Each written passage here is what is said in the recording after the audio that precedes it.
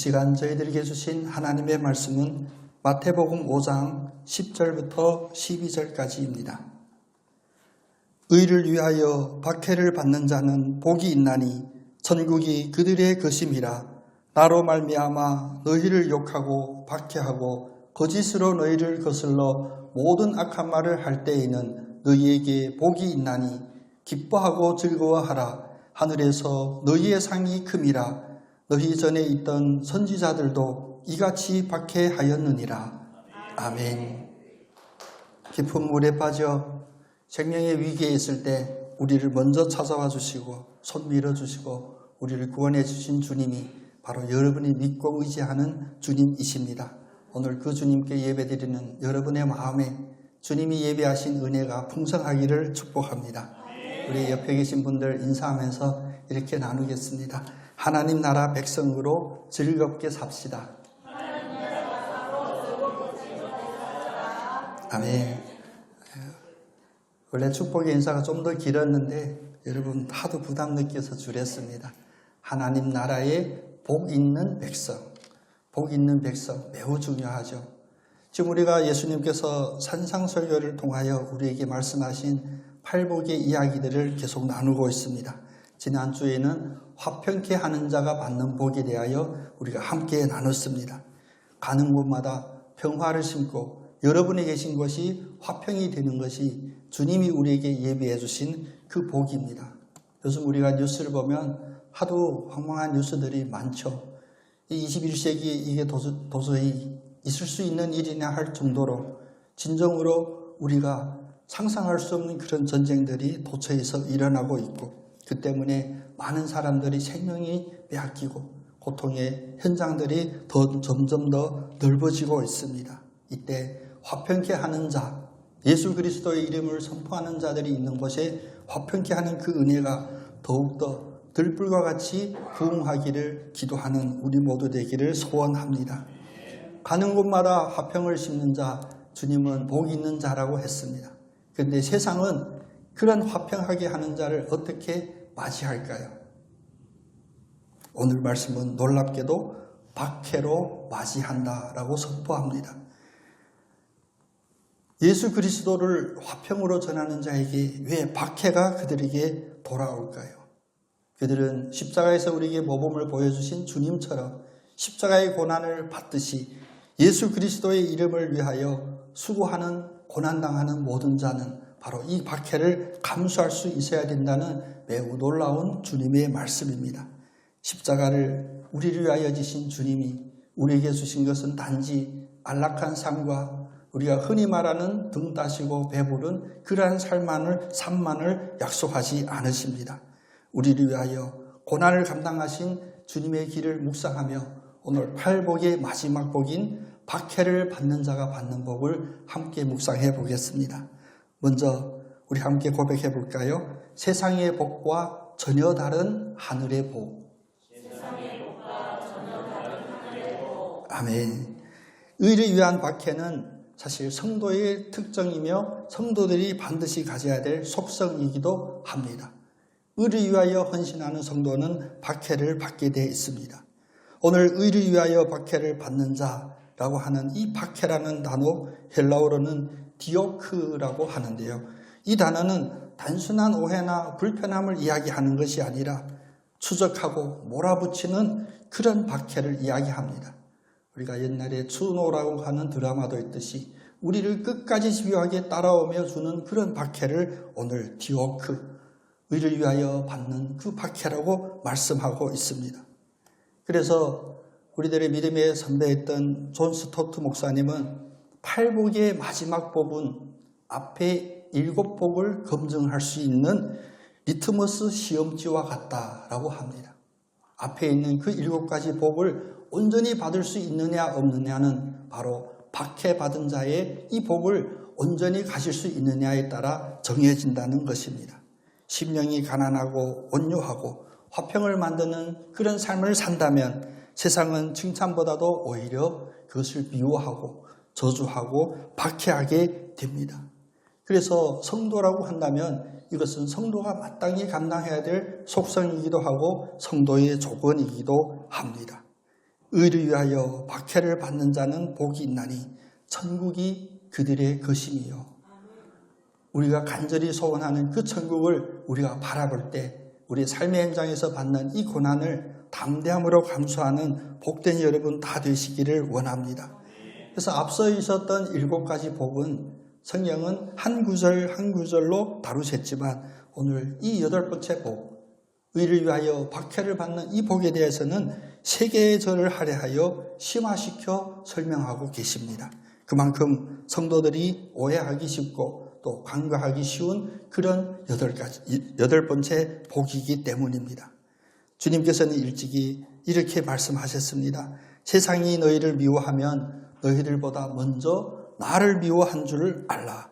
너희는 세상에 속한 자가 아니요 도리어 내가 너희를 세상에서 택하였기 때문에 세상은 너희를 미워하느니라. 세상은 왜 우리를 미워하냐면 우리가 세상에 속해 있지 않기 때문입니다. 여기서 반대로 세상이 나를 반긴다면 여러분 기뻐만 하지 마시고 잠깐 멈추시고 돌아보시기를 원합니다. 세상에 속하지 않은 성도를 세상은 반기지 않습니다. 그래서 화평케 하는 자임에도 불구하고 박해한다고 하는 이것은 역설이 아닙니다. 성도가 존재하는 그 자체가 어둠에 잡혀있는 이 세상에서는 불편한 존재가 되게 되고 성도들이 가지고 있는 세상을 향한 가치관이 세상을 유행하고 있는 가치관과 정반대로 부딪히기 때문에 세상은 불편함을 느끼고 그 불편함을 성도에 대한 박해로 표출하게 됩니다. 우리가 중국의 기독교 역사를 잠깐 살펴보면 선교사님들이 사실 한국보다 전주교로 따지면 거의 200년 먼저 중국에 갔습니다. 그래서 중국의 기독교 역사는 우리가 생각하듯이 선교의 불모지라 생각하면 안 됩니다. 우리보다 먼저 예수 그리스도의 복음을 받아들였습니다. 근데 중국 교회는 부흥하지를 못했어요. 왜 그랬을까? 선교사님들이 열심히 하지 않아서요? 아닙니다. 그 선교사님들도 순교의 각오로 중국의 복음을 전했습니다.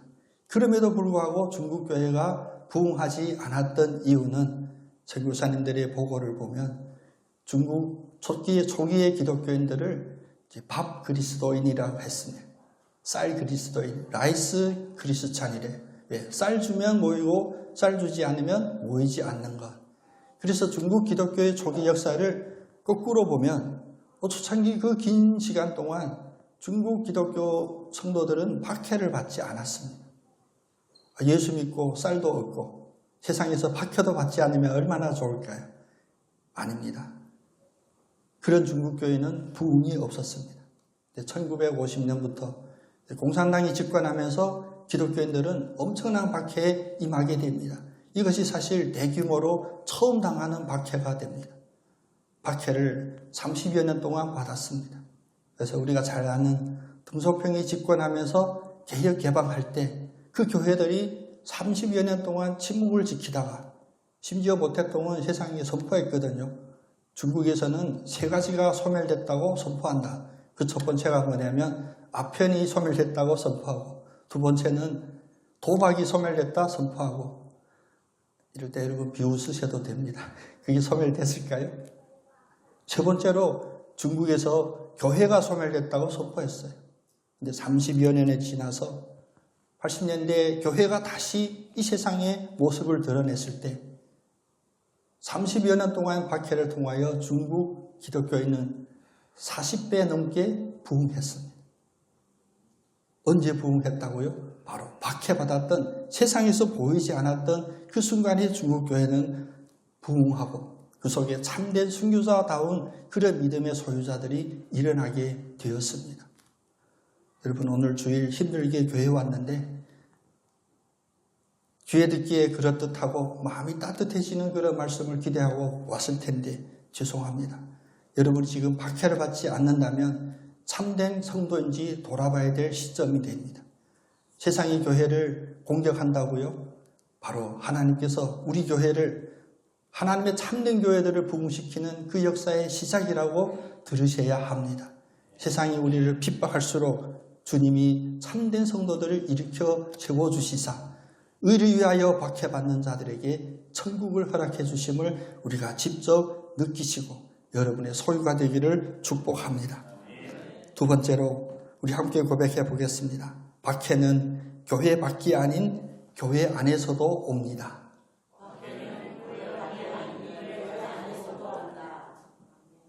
한 분만 아멘 했어요. 이러면 안 되잖아요. 그런데 이게 현실입니다. 의를 위한 박해는 종종 가장 가까운 곳에서 시작이 됩니다. 우리가 교회를 방주라고도 표현하고 교회를 세상의 피난처라고도 표현합니다. 그래서 교회에서 우리가 위로받기를 원하고 교회에서 가장 따뜻한 사랑을 받기를 원합니다. 그런데 앞에 의를 위하여 박해, 의를 위한 이 의가 빠져있는 그런 자들은 이 교회 안에 와서도 그것이 참된 그리스도인의 모습의 자리에 서 있지 않으면 그 속에서도 겪는 여러 가지 고난들이 있습니다. 박해의 구체적인 모습을 성경을 찾아보면 그 박해는 뭐냐면 단지 우리의 육신에 대한 어떤 아픔과 고통뿐만이 아니라 욕설이라든지 거짓 비방이라든지 악한 말들 이런 것이라고 표현합니다. 그러면 교회 안에는 이런 것들이 없었을까요? 아닙니다. 교회 성도와 성도들 사이에도 우리가 알게 모르게 욕설도 있고 비방도 있고 악한 말도 있고 앞에서 하지 못하고 뒤에서 하는 이런 악한 말 비방들도 많이 있습니다. 그래서 많은 이들이 착각하죠. 왜 교회 안에서 예수 믿는 성도들끼리 서로 상처 주고 서로 갈등하고 요즘 우리 같이 두 쪽으로 나눠져서 서로가 서로를 비방하고 공격하느냐. 이 질문은 여러분이 당연한 질문으로 삼으시면 안 됩니다. 우리가 성경을 보면 예수님께서 이 세상에 오셔서 하늘나라를 선포하실 때 예수님을 가장 박해했던 이들이 로마 그런 황제들, 로마의 병정들만이 아니었습니다. 예수님을 가장 집요하게 박해한 것은 오히려 교회의 성당 안에 있었던 바리새인들이요, 교회 종교 지도자들이었습니다. 교회사를 보아도 믿음으로 바르게 살려고 했던 성도들을 가장 아프게 한 것은 교회 밖의 세상이 아니라 교회 안에 형식적으로 거짓 모양으로만 성도의 모양을 갖춘 그런 이들로부터 오게 됩니다. 야고보서는 그 문제를 일찍이 지적했습니다. 야고보서 4장 1절에 보면 너희 중에 싸움이 어디로부터 다툼이 어디로부터 나느냐 너희의 지체 중에서 싸우는 정욕으로부터 나는 것이 아니냐. 우리의 다툼이나 싸움은 어디서 나오냐 봤더니 우리 지체 중에서 공동체 안에서 서로가 서로를 향하여 자기의 정욕 때문에 다투는 그것이 원인이라고 밝힙니다. 적당히 주일 예배를 지키고 적당히 헌금하고 적당히 교회 어떤 행사에 참여하는 그런 형식만 유지하는 성도라고 한다면 다른 이에게 상처를 주고 교회를 상하게 하는 그런 박해의 도구가 될 수 있다는 이 위험성을 우리가 항상 인지하기를 원합니다. 물론 이 말씀이 너무나 무거운 말씀인 것은 분명합니다. 그래서 여러분의 표정이 지금 많이 무겁고 어두운데 우리는 그런 사람이 아니기 때문에 의를 위하여 박해받은 복된 자들로 하나님 나라를 소유한 자들로 얼굴이 환해지시기를 원합니다. 사도행전에서 초창기 교회에게 주셨던 귀한 말씀 중에 하나가 그겁니다. 사도행전 14장 22절에 보면 우리가 하나님의 나라에 들어가려면 무엇을 해야 할 것이다 라고 해요. 여기서 무엇이 뭘까요? 우리가 하나님 나라에 들어가려면 많은 환난을 겪어야 할 것이다 라고 이야기했습니다. 오늘 우리가 바라는 마음과 다를지라도 하나님의 말씀이 여러분의 마음판에 우선적으로 새겨지고 최우선의 앞자리에 있는 말씀이 되기를 원합니다. 복음을 처음을 받아들였거나 오랜 시간 동안 교회에 헌신하고 예수 그리스도를 섬겼다고 고백하는 성도라 할지라도 우리가 진정으로 하나님 나라에 들어가려면 많은 환난을 겪어야 할 것이다 라는 이 말씀 앞에 여러분 참된 위로를 얻으시기를 원합니다. 우리가 지금 읽는 이 성경은 우리는 한글로 읽고 있죠. 불과 400년 전만 해도 모든 성도들이 성경을 자기의 언어로 쉽게 읽을 수가 없었습니다. 라틴어로 되어 있었고요. 근데 이 성경이 일반 성도들에게 읽혀지는 성경이 된 그 계기는 바로 종교 개혁을 통하여 성경이 각 나라의 언어로 번역되었던 그 시점이었습니다. 그래서 종교 개혁자들은 오직 성경을 첫 번째 구호로 외치게 됩니다. 영국의 역사를 보면 영국에서 영어로 처음 평신도들이 성경을 읽을 수 있도록 번역했던 그 번역자는 바로 윌리엄 틴들이라고 하는 목사였습니다. 그는 영어로 처음 라틴어 성경을 번역합니다. 그런데 그의 이 성경을 번역을 가장 방해하고 집요하게 핍박했던 것은 누구냐면 바로 당시 교회 안의 지도자들이었습니다. 성경이 영어로 번역됐는데 그들이 왜 집요하게 박해했을까요? 그들도 잘 모릅니다.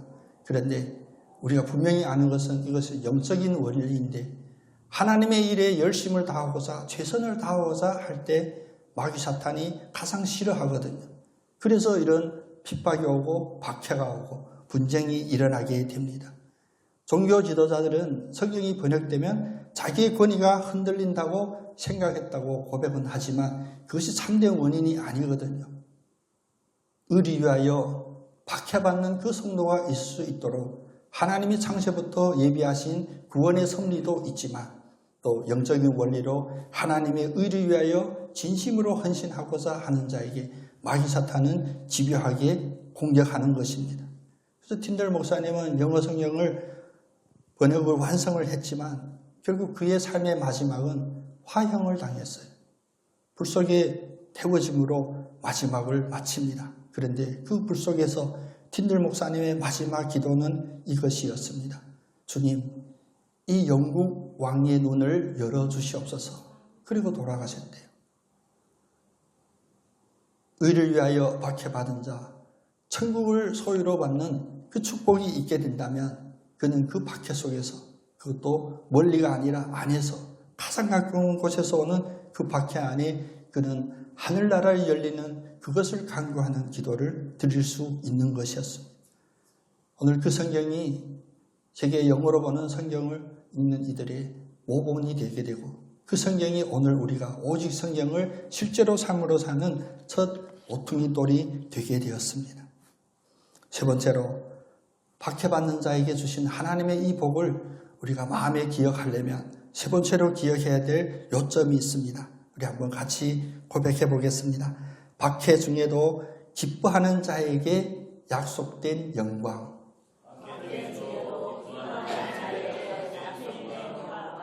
아멘. 예, 점점 길어집니다.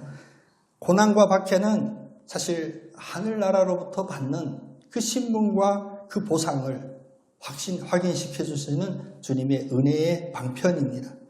주님은 고난당한 자들에게 그냥 참으라, 견디라 라고 하지 않고 기뻐하고 즐거워하라고 명령하셨습니다. 고난받는 자에게 어떻게 하라고요? 참고 견디는 것이 아니라 기뻐하고 즐거워하라고 그냥 권고하지 않으시고 명령하셨습니다. 이것이 바로 기독교의 가장 독특하고 세상이 이해할 수 없는 역설적인 정신입니다. 우리가 옆사람 굳어진 표정을 펴기 위하여 우리 축복의 인사 한 번 더 나누겠습니다. 기뻐하고 즐거워하십시오.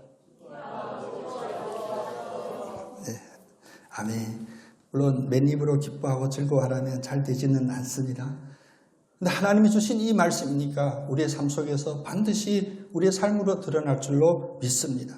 그래서 로이드 존스 목사님은 이 구절을 주석할 때 이렇게 해요. 박해를 기뻐할 수 있는 것은 감정의 문제가 아니라 믿음의 눈으로 하늘의 실제를 보기 때문이다.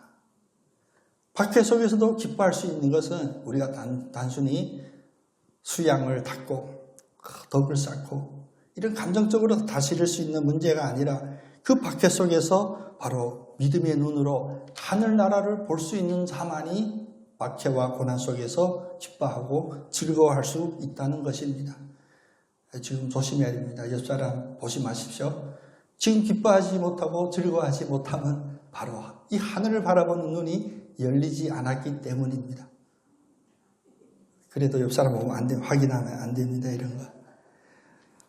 오늘 말씀에 기뻐하고 즐거워하라. 하늘에서 너의 상이 큼이라. 우리가 너무나 익숙히 아는 말씀인데 왜 우리는 이대로 살지 못했을까요? 우리의 믿음이 없었기 때문에 이 말씀을 믿지는 않았습니다. 그런데 저처럼 제가 가장 위험한 위치에 지금 있지만 우리는 입으로 다른 이에게는 강요했습니다. 기뻐하고 즐거워해라. 내가 받는 고난이 하늘이 큰 상으로 주신다 했는데 왜 기뻐하지 못하고 즐거워하지 못하느냐. 다른 이에게 권면하는 말씀이 되거나 이 말씀 이렇게 생각하는 말씀으로 갖고 계시면 우리에게도 기쁨과 즐거움이 나타날 수가 없습니다. 박해 속에서도 기뻐할 수 있는 이유는 적어도 세 가지가 있습니다. 그 첫 번째는 하늘에서 우리에게 주시는 큰 보상이 있기 때문에 기뻐하고 즐거워할 수 있으며, 또 다른 두 번째는 선지자들도, 우리의 믿음의 선배들도 바로 의를 위하여 박해를 받을지라도 기뻐하고 즐거워했기 때문입니다. 세 번째는 이 고난이 나를 누구인지, 나의 신분이 무엇인지를 밝혀주고 있는 가장 중요한 시금석이기 때문입니다. 아플 때 아프다 하는 건 당연하죠. 기쁠 때 기쁘다고 말하는 건 당연합니다. 그런데 참된 그리스도인이라면 핍박받고 박해받는 그 상황 속에서도 진정으로 기뻐하고 즐거워할 수 있어야 이 세상에 빛으로 드러나게 됩니다. 고난 자체를 기뻐할 수 있는 인간은 없습니다. 굳이 왜 인간이라고 했냐면 이것은 인간의 속성이거든요. 아플 때 느끼는 고통이기 때문이요. 그러나 믿는 자는 이제 새롭게 거듭나서 새 사람으로 새롭게 거듭난 그리스도인은 고난 속에서도 기뻐할 수 있게 됩니다. 남들이 낙심하고 남들이 실망하는 그 자리에서도 소망을 가질 수 있는 이들이 바로 그리스도인이기 때문입니다. 제가 앞에 중국 기독교 역사를 말씀 잠깐 드렸지만 그 박해받는 30여 년 동안 많은 순교자적인 중국 지도자들이 있습니다. 물론 반 이상은 공산당 정권에 타협해요. 그래서 우리가 흔히 알고 있는 삼자교회라고 그러죠. 삼자 애국교회라고도 이야기하고요. 그래서 공산당의 인정을 받는 그런 교단으로 통합이 되는데 많은 이들이 참여합니다. 그런데 반대로 그것을 반대하고 핍박받기를 자청했던 지도자들도 있습니다.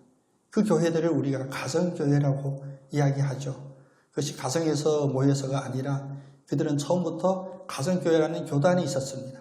그 가정교회의 리더 중에 한 명이 왕명도라고 하는 목사님 계세요. 왕명도라고 이름할 수도 있습니다. 그는 공산당 이후에도 그 삼자교회에 합류하지를 않아요. 거부합니다. 당연히 그는 공산당으로부터 핍박을 받아요. 그래서 무기형을 선고받습니다. 1950년에 무기형을 선고받고 옥살이를 시작합니다. 그동안 많은 핍박도 있었고 회유도 있었고 또 그에게 무엇을 원하냐면 네가 기독교 신앙을 버린다고만 서명해주면 금방 풀어줄 거라 라고도 합니다. 그런데 시중에는 왕명도가 신앙을 부정하는 자술서가 있다고 돌아다니기도 해요. 근데 그 진실이 뭔지는 모르겠죠. 근데 제가 믿는 진실은 그게 강요이든지 어떻게 된 다른 외압에서 나올 수는 있겠지만 진정으로 왕명도 목사님의 자필서라고 저는 인정하고 싶지 않아요. 왜냐하면 그의 삶 전체를 보면 그렇지 않거든요. 그래서 1950년에 투옥했다가 23년이 지나서 그는 감옥에서 풀려 나옵니다. 나이가 많고 여러 가지 질병 때문에 나름 형식적인 보여주는 인도주의 차원에서 석방한다라고 해요. 그런데 놀라운 것은 그는 감옥에서 나오기를 거절합니다. 그는 감옥 안에서 죽기로 결단하고 나오지 않습니다. 그래서 그는 감옥 안에서 썼던 고백서에 이런 고백이 있습니다. 저는 감옥 안에서 주님과 함께 있었습니다. 저는 감옥 안에서 주님과 함께 있는 것이 가장 큰 상급입니다. 물론 예수 믿고 여러분 지금 다 감옥 가라는 그런 이야기들이 아닙니다. 23년의 형벌, 그는 그것을 형벌로 생각하지 않고 내가 의를 위하여 박해받는 박해로 인정했을 때 하나님과 함께 했던 나에게 준 상급이라고 생각했던 겁니다. 여러분의 삶의 자리에서 작은 고난 하나하나 여러분 이런 믿음의 시선으로 바라볼 수 있고 이런 믿음의 고백이 있기를 원합니다. 아픈 것 우리가 어찌할 수가 있겠습니까? 육신의 시험은 우리가 감당할 수가 없어요. 제가 요즘 너무나 부끄러운 고백을 자주 해서 진짜 부끄러운데 가는 곳마다 예수 그리스도의 향기를 뿜어야 되는데 온몸에서 짙은 파스 향기가 진동을 치고 있고 여기저기 아프기도 하고 아픔만 해결되는 것 우리의 간절한 소원이 된다면 그것은 헛된 소원입니다. 제가 주일학교 담당했을 때 어떤 아이가 저한테 집요하게 물었어요. 나사로를 살리신 주님 그 이야기 듣고는 그 나사로는 지금도 살아있냐고 묻더라고요. 이 시간 여러분께 묻겠습니다. 주님께서 살리신 나사로가 지금도 살아있을까요? 우리의 믿음이 참 믿음 안으로 정형화되고 그 안에 굳혀지기를 원합니다. 아픈 이가 잠깐 낫느니 이런 것들이 우리가 받는 진정한 축복들이 아닙니다. 그 아픔 속에서 오히려 주님을 바라볼 수 있는 고통 속에서 주님을 기뻐하고 즐거워할 수 있는 그 믿음의 연단의 기회로 우리가 붙잡아야 됩니다. 지 몸이 아니라고 쉽게 이긴다 생각하지 마십시오.